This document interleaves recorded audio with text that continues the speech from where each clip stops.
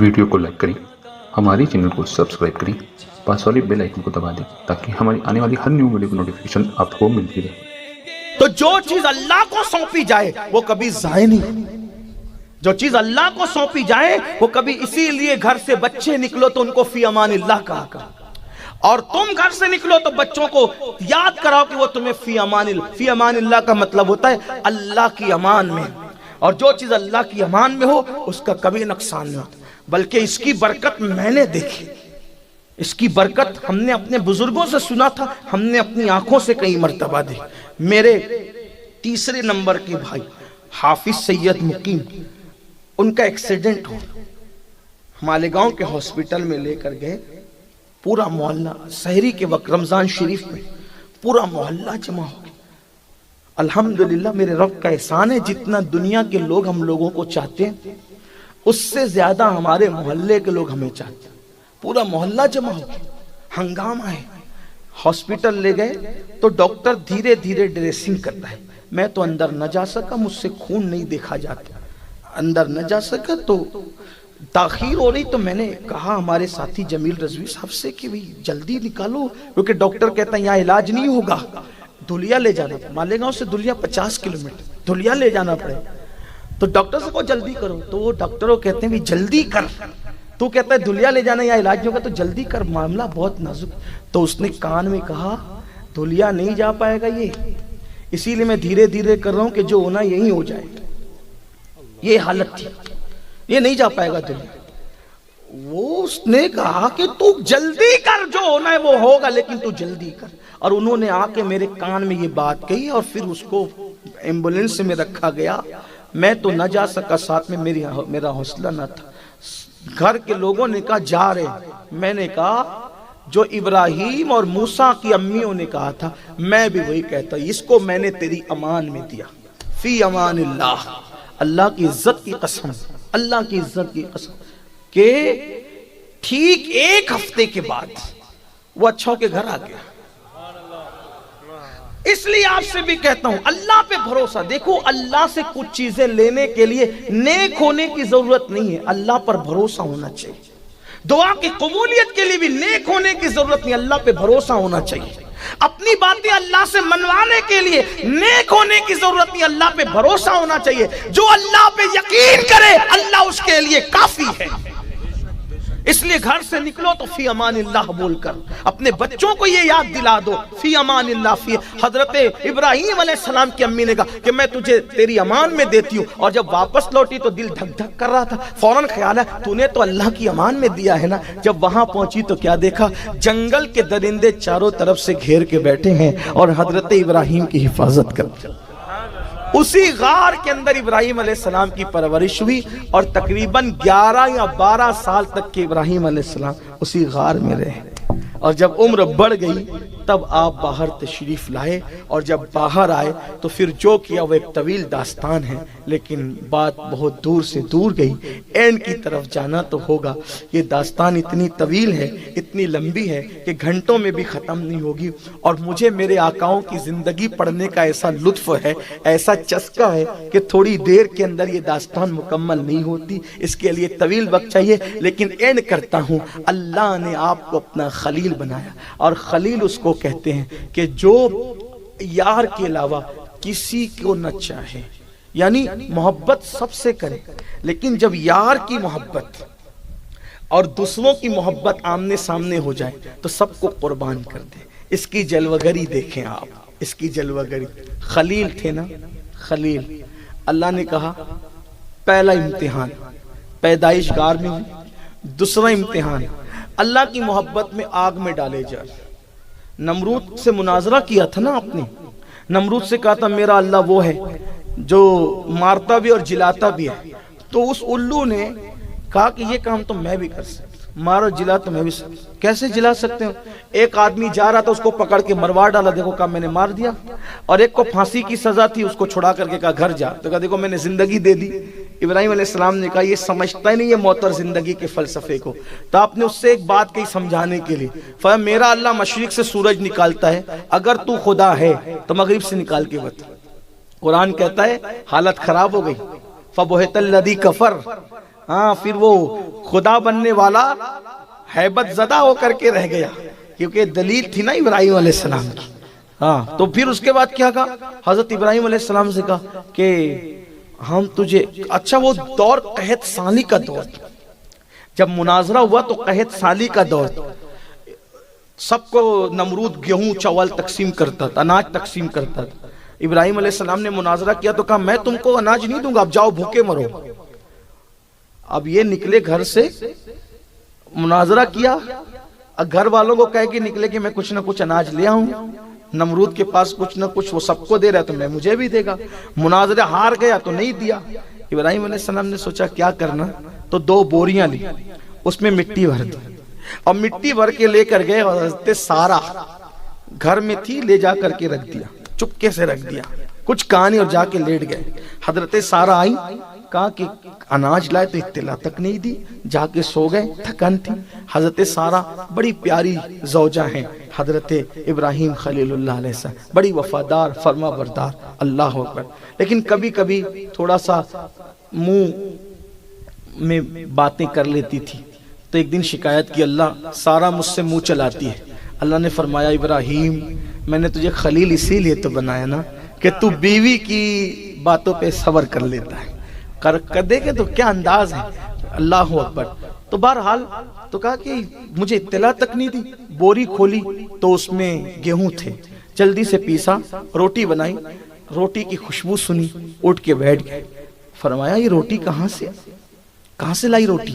کہا وہ جو آپ اناج لائے تھے نا وہ بوریوں میں، اسی سے تو روٹی بنائی۔ تو ابراہیم علیہ السلام سمجھ گئے ہم نے تو مٹی بھری تھی، میرے اللہ نے مجھے رزق عطا فرمایا۔ پتہ چلا اگر حکومتیں دہشت گردی پر اتر آئے اور روزی نہ دے تو رزاق وہ نہیں، رزاق اللہ ہے، کوئی توکل تو کر کے دیکھے۔ بہرحال پھر حضرت ابراہیم علیہ السلام کی یہ شان تھی، پھر پلان تیار ہوا، یہ ایسے نہیں رکے گا، اس کو آگ میں ڈالو، اور آگ میں ڈالنے کے لیے اتنی بڑی انگار تیار کی جس کا طول و عرض تقریباً 12 میل بتایا جاتا ہے۔ ایک وجود کو ڈالنے کے لیے اتنا لمبا چوڑا انتظام، مختلف اقوال میں آپ کے سامنے پیش کیا، اور اس کے بعد پورے عراق میں ہنگامہ، ابراہیم کو جلائیں گے، ابراہیم کو جلائیں گے، ابراہیم کو جلائیں گے، ابراہیم کو جلائیں گے۔ عورتیں ایسی اس معاملے میں جذباتی تھی کہ کوئی بیمار پڑتا تھا تو منتیں مانگتی تھی کہ میرا بیٹا اچھا ہو جائے گا تو ابراہیم کو جلانے کے لیے جو علاوہ تیار ہو رہے ہیں اس میں لکڑی لے جا کر کے ڈالوں گی، کیونکہ ابراہیم ہمارے خداؤں کو برا کہتا ہے، ہمارے خداؤں کو برا کہتا ہے، ہمارے خداؤں کو برا کہتا ہے۔ عورتیں چرکا کاٹتی ہے، دن بھر شام کو جو مزدوری ملتی ہے لے جا کے لکڑیاں ڈالتی ہے، لوگ منتیں مانگتے ہیں، حکومت لکڑیاں بھر رہی ہے۔ ایک وجود کو جلانے کے لیے 12 میل اتنا تیار کیا، یعنی حق سے باطل کتنا لرزہ براندام ہوتا ہے، اللہ اکبر۔ اور پھر تیار کی اور آگ لگائی تو وہ آگ ایسی جلی کہ لکھنے والوں نے لکھا ہے کہ پرندے اڑتے تھے ہواؤں میں تو جل کر زمین پہ گر جاتے تھے، وہ شرارے اس کے اٹھتے تھے۔ آگ تو جلا لی لیکن اب اتنی اس کی حرارت ہوئی کہ آگ میں ڈالنے جائے کون؟ یہ ایک بڑا مسئلہ پیدا ہو گیا، کیونکہ جو ڈالنے جائے گا اتنی آسانی سے تو جب کوئی جا نہیں سکتا قریب میں، اتنی انگار ہے کہ پرندے اڑتے ہوئے جل کے زمین پہ گر رہے ہیں، تو کیا کریں؟ تو آپ غور کریں، یہ بھی تاریخ ہے، جب بھی باطل، توجہ کرنا، باطل جب بھی کسی معاملے میں اٹکتا ہے تو شیطان وہاں ان کی رہنمائی کرتا ہے۔ شیطان انسان کی بڈھے کی شکل میں آیا، بڈھے انسان کی شکل میں شیطان آیا اور ان کے ساتھ بیٹھا، نمرود اور ان کے رفقا کے ساتھ۔ کیوں پریشان ہو بھائی؟ تو کہا کہ ابراہیم کے لیے آگ تو جلا لی لیکن ڈالیں گے کیسے اس میں؟ اس نے کہا آسان ہے، میں تمہیں ایک مشین بنانا سکھاتا ہوں، ایسی مشین بناؤ۔ یہ تاریخ ہے جنرل نالج والوں کے لیے کہ منجنیق، جس کو گوفن کہتے ہیں، یہ منجنیق بنانا انسان کو شیطان نے سکھایا، یعنی کچھ باتیں بھی شیطان سکھاتا ہے۔ تو منجنیق بنانا سکھائی۔ منجنیق سمجھتے ہیں نا، اگر آپ سرچ کریں گے تو آپ کو پتا چلے گا وہ 2 پہیے اس کے ہوتے تھے اور ایک ایسا لمبا سا لمبوترا جو ہے لوہے کا ہوتا تھا اور اس کے اندر جو وہ ایک ربری رسہ ہوتا تھا، اس کو ایسے کھینچتے اور کھینچ کر کے جب اس کو چھوڑتے تھے تو اس کے منہ پہ جو پتھر رکھا رہتا تھا وہ پتھر کو زور سے جا کر کے وہ لگتا تھا اور وہ پتھر کو لے جا کر کے اتنی دور پھینکتا تھا کہ بڑے بڑے قلعوں کی دیواریں اس سے ٹوٹ جاتی تھی۔ اکثر اس منجنیق کو لوگ جنگ کے موقع پہ استعمال کرتے تھے، لیکن پہلی بار وہ کب استعمال ہوا؟ پتھر رکھنے کے لیے نہیں، اس کے سرے پہ ابراہیم علیہ السلام کو رکھنے کے لیے اور رسہ۔ اب انہوں نے منجنیق بنائی شیطان کے بتانے پہ، اب شیطان نے منجنیق بنانا سکھایا تو ان کو پریکٹس بھی کروا رہا تھا کہ ایسے رسہ کھینچو، رسہ کھینچا پھر چھوڑا، رسہ کھینچا تو برابر جا کر کے لگتا تھا۔ لیکن جس دن وہ ابراہیم علیہ السلام کو قید خانے سے نکال کے لائے اور پتھر کی جگہ ابراہیم علیہ السلام کو کپڑے اتار کر، آپ کا کرتا اتار کے آپ کو بٹھایا، بٹھانے کے بعد فرشتے چیخ پڑے، ایک ہی تو تیرا بندہ ہے جو تیرا نام لیتا ہے، تیری عبادت کرتا ہے، وہ بھی آگ میں جا کے جلے گا۔ حالانکہ ابراہیم علیہ السلام روتے تھے، اللہ پوری روئے زمین پہ کوئی نماز نہیں پڑھتا، میں اکیلا نماز پڑھتا ہوں، تیری عبادت سب کیوں نہیں کرتے؟ تو اللہ ابراہیم علیہ السلام کی تسلی کے لیے آسمان کے فرشتے زمین پہ اتارتا تھا کہ جاؤ میرے ابراہیم کے ساتھ نماز پڑھ لیا کرو، تاکہ اس کو خوشی ہو کہ میرے علاوہ اور بھی لوگ نمازی ہیں، نماز پڑھتے ہیں۔ اب آپ سے پوچھتا ہوں، ابراہیم علیہ السلام کا دل دکھتا تھا کہ میرے علاوہ کوئی نماز نہیں پڑھتا، تو آج اگر ملت ابراہیمی کا دعویٰ کرنے والے اگر نماز نہیں پڑھتے تو کیا حضرت ابراہیم کا دل آج نہیں دکھتا ہوگا کہ میری ملت کا دم بھرنے والے، میری اولاد بننے والے، میری اولاد کہلانے والے جو ہے وہ نماز نہیں پڑھتے؟ اللہ اکبر۔ تو ابراہیم علیہ السلام کا کرتا اتارا اور رکھا۔ اب یہاں توجہ سے سننا، میں کہاں سے پڑھ رہا ہوں اب یہ چیز، کیونکہ میں بہت ساری کتابوں کا اتنے مجموعہ نچوڑ کے پیش کر رہا ہوں، یہ ساری داستان ایک کتاب میں نہیں ملے گی۔ اب میں روح البیان پر آ گیا ہوں۔ جب وہ رسی کھینچی جانے لگی، کبھی ابراہیم علیہ السلام کو بٹھا کر رسی کھینچی جانے لگی تو اس وقت تو فرشتے چیخ پڑے، اللہ یہ اکیلا تیرا نام لے بھائی یہ جل جائے گا۔ اللہ نے کہا کیا چاہتے ہو؟ کہا ہم اس کی مدد کرنا چاہتے ہیں۔ کہا جاؤ پھر مدد کرو، اگر وہ مدد لے تو مدد کرو۔ تو جبریل علیہ السلام آئے، پوچھا آپ کو کوئی حاجت ہے؟ کہا تم سے کوئی حاجت نہیں۔ دیکھو اللہ پر یقین، اللہ پر یقین، تم سے کوئی حاجت نہیں۔ تو جبریل علیہ السلام نے کہا مجھ سے نہیں ہے، اللہ سے ہے نا، تو اللہ ہی سے کہو، میں وہاں جاتا ہوں جہاں کوئی نہیں جا سکتا، تو میں آپ کی حاجت پیش کروں گا۔ کیا جواب دیا؟ اسی کو عشق کہتے ہیں، اسی کو یقین کہتے ہیں، اسی کو توکل کہتے ہیں، اور قدرت یہی دیکھتی ہے، اور اللہ کی مدد ہمیشہ وہاں آتی ہے جب ساری امداد ختم ہو جاتی ہے۔ جب ابراہیم خلیل اللہ کو جبریل علیہ السلام نے کہا مجھ سے نہ کہتے تو اللہ سے کہیں، وہی مدد کرے گا، وہاں جاتا ہوں جہاں کوئی نہیں جاتا۔ تو کیا کہا پتہ ہے؟ کہنے کی حاجت نہیں ہے، جو مدد کرنے والا ہے اس پر سب آیا ہے، وہ دیکھ رہا ہے، وہ دیکھ رہا ہے۔ فرشتے آئے، اب انہوں نے کچھ نہیں کہا جبریل کو تو منع کر دیا، ہمیں منع کریں گے، تو انہوں نے کیا کیا؟ نمرود کے لوگ آدمی ادھر رسہ کھینچ رہے ہیں، ادھر فرشتے ادھر سے کھینچ رہے ہیں، تو کل تک کے رسہ آسانی سے کھینچتا تھا، جاتا تھا، آتا تھا، آتا تھا، جاتا تھا، لیکن آج ابراہیم علیہ السلام کو بٹھا کے رسہ کھینچا، رسہ کھینچاتا ہی نہیں۔ رسہ کیا کر ایک ابراہیم کو بٹھا کے کیا ہو گیا کہ رسہ کھینچاتا ہی نہیں؟ اتنے میں پھر شیطان آیا، اور شیطان نے آ کر کے کہا رسہ ایسے نہیں کھینچائے گا، کچھ عورتوں کو بلاؤ۔ یہ روح البیان سے ماں بہنوں کی خاص توجہ، کچھ عورتوں کو بلاؤ۔ عورتوں کو بلایا، ان سے کہو اپنے دوپٹے اتار دو۔ جیسے انہوں نے اپنے دوپٹے اتارے، فوراً رسہ کھینچ گیا، فوراً رسہ کھینچ گیا، ان کا کام ہو گیا۔ علامہ اسماعیل حقی رحمت اللہ علیہ اس پہ تفسیرہ کرتے ہوئے فرماتے ہیں، ہمارے بزرگوں نے تفسیرہ کیا، عورتیں آئی اور دوپٹہ انہوں نے سر سے ہٹایا تو رسہ کیوں کھنچ گیا؟ پہلے کیوں نہیں کھنچ رہا تھا؟ تو اس وقت ہمارے بزرگ فرماتے ہیں کہ ادھر سے نمرودی کھینچ رہے تھے، ادھر سے فرشتے کھینچ رہے تھے، تو چونکہ فرشتوں کی طاقت کے سامنے ان کی طاقت کام نہیں کر رہی تھی، تو شیطان نے کیا کیا، عورتوں کو بلوایا اور دوپٹے ہٹوائے. تو جیسے ہی اپنے سر سے ان عورتوں نے دوپٹے ہٹائے، اس دوپٹے ہٹانے کی نحوست سے سارے وہاں سے رحمت کے فرشتے چلے گئے واپس. کیونکہ جہاں کھلے سر والی عورت ہوگی وہاں پر رحمت کے فرشتے کبھی نہیں ہوں گے.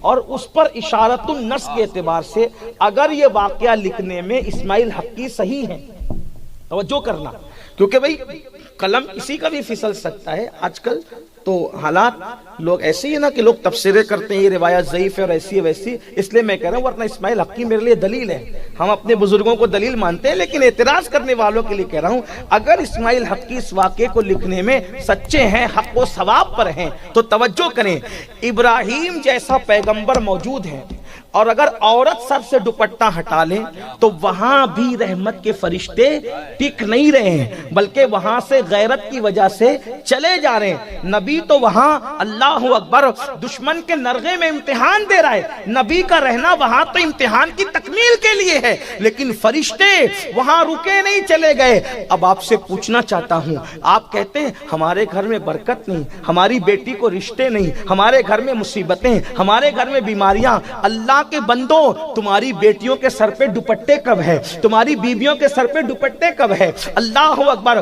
رحمت کب ہوگی؟ جب رحمت کے فرشتوں کا نزول ہوگا. برکت کب ہوگی؟ جب رحمت کے فرشتوں کا نزول ہوگا. جس گھر میں رحمت کے فرشتے کبھی آئے ہی نہیں، اس گھر میں رحمت کا نزول کیسے ہوگا؟ پھر آپ تعویذ کتنے بھی بڑے پیر سے لے لو، جس گھر میں رحمت کے فرشتے نہ آئے اس گھر کے اندر رحمت نہیں آ سکتی.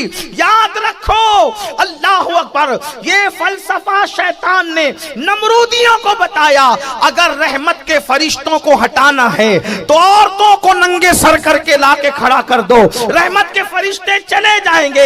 اسی لیے یہود اور اسلام دشمن طاقتوں نے ایسا کیا کہ ہماری بیٹیوں کو آدھی آستین کے کپڑے پہنا دیے، ان کے سروں سے دوپٹے ہٹوا دیے. اللہ اکبر. عورتوں کو ننگا کیا جا رہا ہے، عورتوں کو عوریاں کیا جا رہا ہے، عورتوں کو بے پردہ کیا جا رہا ہے، تاکہ رحمت کے فرشتوں سے تم محروم ہو جاؤ اور تم در در کے بھکاری بنو. اگر رحمتیں چاہتے ہو تو اپنے گھر کی خواتین سے کہو کہ وہ اپنے گھر میں رہیں، تب بھی کم سے کم سر کو ڈھانک کر کے رکھیں.